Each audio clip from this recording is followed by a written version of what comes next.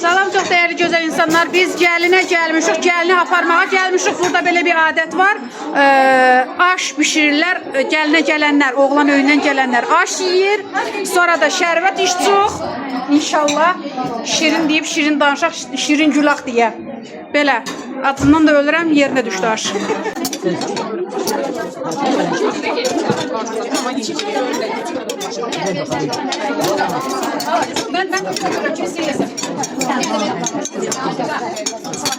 Ben maşallah.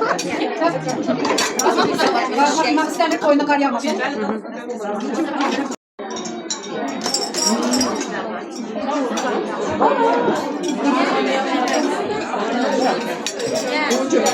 Var içinde. Sen de ölsen atınlar. Şerbet. Bu rengi niye böyle tekrardı? Ne kattılar? Kızıl gül. Kızıl gül suyu. Gül suyu. Allah xoşbəxt eləsin.